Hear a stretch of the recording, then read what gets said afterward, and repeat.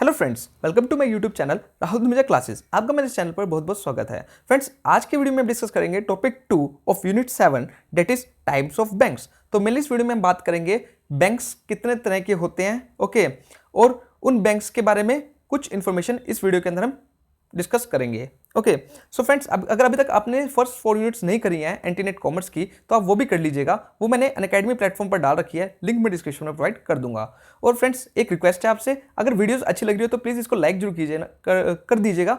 आपका एक लाइक मुझे कहीं ना कहीं मोटिवेट करेगा, जिससे मैं अच्छे से अच्छी वीडियोस लाने की कोशिश करूंगा। और अगर आप एक कॉमर्स स्टूडेंट है या नेट की फर्स्ट और सेकंड पेपर की प्रिपरेशन कर रहे हैं, तो आप मेरे चैनल को सब्सक्राइब कर सकते हैं। यहाँ पे आपको रेगुलर वीडियोस मिलती रहेंगी।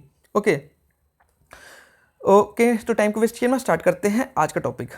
ओके, सबसे पहले मैं आपको बैंक के बारे में बताता हूँ। बैंक क्या है? देखो, बैंक एक फाइनेंशियल इंस्टीट्यूशन है जो मेनली 2 फंक्शन परफॉर्म करता है। एक डिपॉजिट का, जो कि लोकल पब्लिक से डिपॉजिट करता है, ओके, जिधर हम अपने अकाउंट खुलवा के मनी को डिपॉजिट करवाते हैं। दूसरा है लैंडिंग का, कि बड़ी बड़ी कॉर्पोरेट्स को और लोकल पब्लिक को मनी लैंडिंग भी करता है, ओके, मनी प्रोवाइड भी करता है as in the form of loan, okay, and provide some other facilities such as locker facility, okay, debit card, credit card facility, ये इस तरह की फैसिलिटी भी प्रोवाइड करता है। तो ये है बैंक। ओके, नॉर्मली एक बेसिक इसका ओवरव्यू था। ओके, अब बात करते हैं इसके जो मेन जहां से क्वेश्चन आते हैं, वो आते हैं टाइप्स ऑफ बैंक में से। उसमें से भी मैं बताता हूं कहां कहां से क्वेश्चन आते हैं। देखो, हम ये बैंकिंग के लिए प्रिपेयर नहीं कर रहे हैं, हम नेट की प्रिपरेशन कर रहे हैं, तो नेट पॉइंट ऑफ व्यू से ही हमें स्टडी करना है। ओके, अगर आप बैंकिंग की प्रिपेयर करना है तो आपको हर एक बैंक के बारे में पता होना चाहिए डीपली। बट अगर आप नेट की प्रिपरेशन कर रहे हो तो आपको 3 बैंक्स, मेनली 3 बैंक्स के बारे में डीप में पता होना चाहिए। एक तो है reserve Bank of India, okay, जिसके ऊपर मैं सेपरेट वीडियोस लाने वाला हूं, तो यहां पे मैं आपको ज्यादा नहीं बताऊंगा। दूसरा है कमर्शियल बैंक्स, कमर्शियल बैंक से रिलेटेड भी क्वेश्चन हमको देखने को मिलेगा। और तीसरा है जो इसमें मेंशन नहीं है, वो है डेवलपमेंट बैंक्स। ओके, तो ये 3 तरह के बैंक्स हैं जिनके बारे में आपको पता होना चाहिए अगर आप नेट की प्रिपरेशन कर रहे हो। बैंकिंग के लिए आपको सारे बैंक्स के बारे में पता होना चाहिए। ओके, बाकी बचे हुए बैंक्स इसमें डिस्कस करूंगा इसी वीडियो में। जो मैंने 3 स्पेशल बैंक्स बताए, इनकी अलग अलग वीडियो आएगी हर एक बैंक के रिगार्डिंग। ओके, ठीक है, तो स्टार्टिंग होती है रिजर्व बैंक से, जिसको हम सेंट्रल बैंक भी कहते हैं। ओके, अब रिजर्व बैंक जो है हिल्टन यंग कमीशन के थ्रू इसको इस्टेब्लिश किया गया था। ओके, अब इस बैंक के बारे में मैं आपको यहाँ पे कुछ नहीं बताने जा रहा, इसके बारे में अलग से वीडियो आएगी, उसके अंदर हम सारे डिटेल में स्टडी करेंगे। यहाँ पे हम बात करेंगे शेड्यूल, नॉन शेड्यूल बैंक्स की। ओके, अब होता है शेड्यूल बैंक्स और एक होते हैं नॉन शेड्यूल बैंक्स। अब ये बैंक्स कौन से होते हैं, चलिए एक बार इनके बारे में देखते हैं। अब होता है शेड्यूल बैंक्स। तो शेड्यूल बैंक्स वो बैंक्स होते हैं जो second schedule of the Reserve Bank of India 1934 में इस्टेब्लिश किए गए हैं। ओके, जिनको सेकंड शेड्यूल में इस्टेब्लिश किया गया है वो होते हैं शेड्यूल बैंक्स। ओके, अब शेड्यूल बैंक्स बनने के लिए 3 कंडीशंस को फॉलो करना पड़ता है। अब वो 3 कंडीशंस कौन से, इन चीज को आपको याद रखना है, यहां से क्वेश्चन आ सकता है।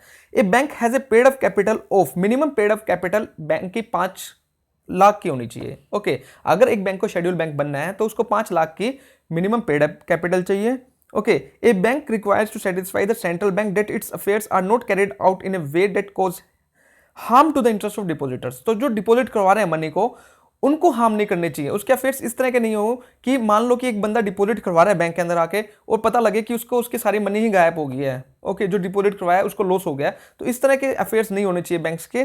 थर्ड ये है, a bank should be corporation rather than sole proprietorship और पार्टनरशिप फर्म। तो आपको पता है एक कॉर्पोरेशन कौन सी होती है? कॉर्पोरेशन मतलब कि बैंक जो है एक कंपनी की तरह वर्क करे, ना कि एक सोल प्रोप्राइटर और पार्टनरशिप की तरह है। ठीक है, उसमें इन्वेस्टर्स इन्वेस्ट भी कर सकते हैं बैंक के अंदर। इस तरह का बैंक होना चाहिए जो शेड्यूल बैंक होना चाहिए। ओके, मतलब कि एक सिंगल पर्सन के हैंड में नहीं होना चाहिए, उसके एक बोर्ड की कमेटी होनी चाहिए जो कि उसके जो ऑपरेशंस है उसको रन करे।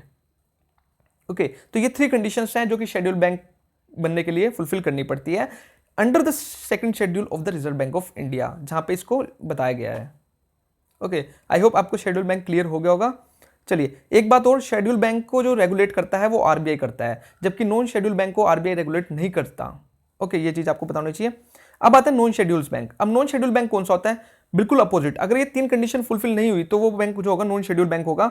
Non schedule bank refers to the local area banks. तो लोकल एरिया बैंक्स होते हैं which are non listed in the second schedule of the Reserve Bank of India, जो रिजर्व बैंक ऑफ इंडिया के second schedule में list नहीं करते। अगर Reserve Bank of India के सेकंड शेड्यूल में लिस्ट नहीं करते, इसका मतलब इस बैंक्स को Reserve Bank of India control नहीं करता। ओके, तो इसका मतलब अगर किसी पर्सन ने इनके अकाउंट्स में अपनी मनी डिपॉजिट करवा रखी है तो वो सिक्योर नहीं है। ओके, हालांकि जो शेड्यूल बैंक्स में जो मनी होती है वो सिक्योर होती है। और अब जो सिक्योरिटी है, जो इनको प्रीमियम मिलेगा, इंश्योरेंस जो इनका होता है वो होता है 5 लाख रुपए का। पहले 1 लाख रुपए का था, अब 5 लाख रुपए का उनका इंश्योरेंस होता है कि अगर आपकी मनी डूब जाती है तो 5 लाख रुपए वो बैंक आपको देगा।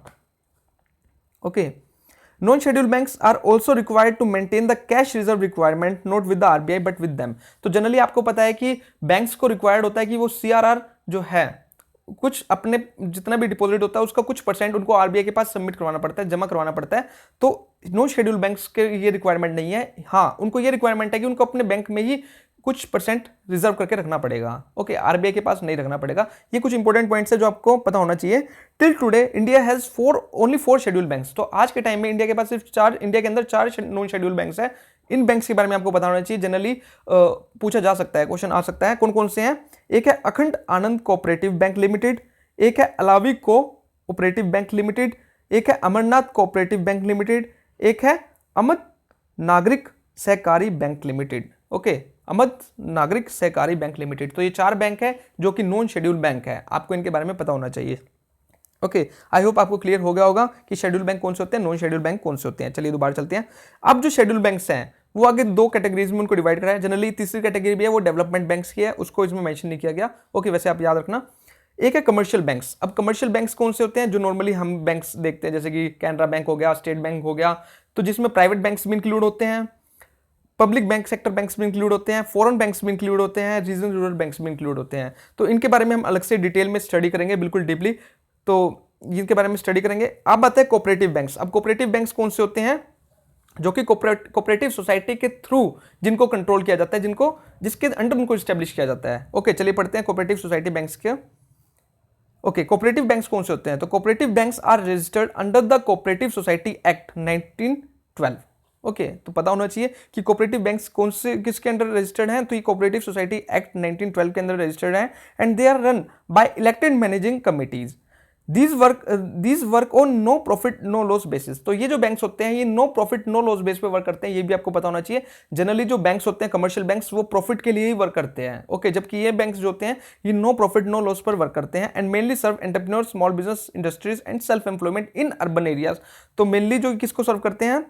एंटरप्रेन्योर्स को, स्मॉल बिजनेसेस को, इंडस्ट्रीज को और सेल्फ एम्प्लॉयमेंट वाले जो बंदे होते हैं उनको सर्व करते हैं।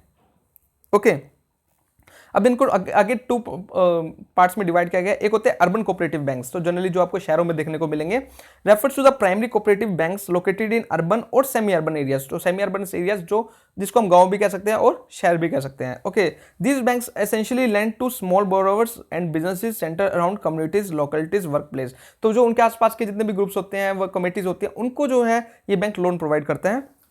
स्टेट कोऑपरेटिव बैंक्स जो होते हैं वो अपेक्स बैंक्स होते हैं जो कि लार्ज लेवल पे वर्क करते हैं। जो अर्बन कोऑपरेटिव बैंक्स है वो स्मॉल लेवल पे, जबकि state cooperative banks large level पे। हर एक स्टेट के अंदर स्टेट कोऑपरेटिव बैंक्स आपको मिलेगा एंड जिसके अंदर 50 to 90% जो कैपिटल होती है वो आरबीआई के थ्रू कंट्रीब्यूट की जाती है। ये इंपॉर्टेंट पॉइंट है। जो स्टेट कोऑपरेटिव बैंक्स के अंदर जो 50 to 90% जो कैपिटल है वो किसके थ्रू कंट्रीब्यूट की जाती है? वो आरबीआई के थ्रू कंट्रीब्यूट की जाती है। चलिए वापस आते हैं फ्लो चार्ट पे।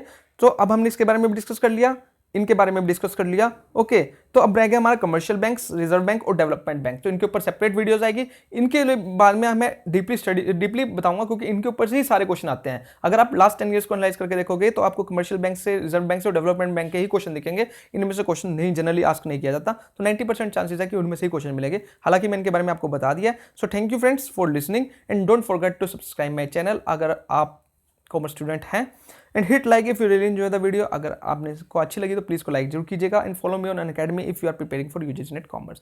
तो अगर नेट कॉमर्स की प्रिपरेशन कर रहे हो तो आप मुझे अनअकैडमी पर फॉलो कर सकते हो, जहाँ पे मैं ऑलरेडी 4 यूनिट्स डाल चुका हूँ। Okay, so thank you friends for watching.